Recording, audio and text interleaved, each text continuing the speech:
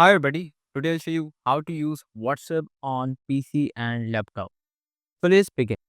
Alright, to use the WhatsApp on PC and the laptop is pretty simple. What you have to do, we have to go to the Google and here you can simply write down WhatsApp here. You can click on that and in here you can simply click on WhatsApp web. And here what you have to do, we have to click on login. Now you'll be able to see the steps that we can use to log in. So we can log in with our phone number, or the easiest way of doing is that you can simply use your QR code.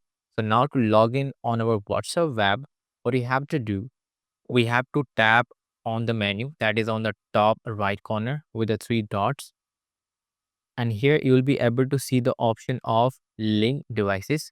So we have to tap on that. And what you have to do now, we have to tap on link a device again.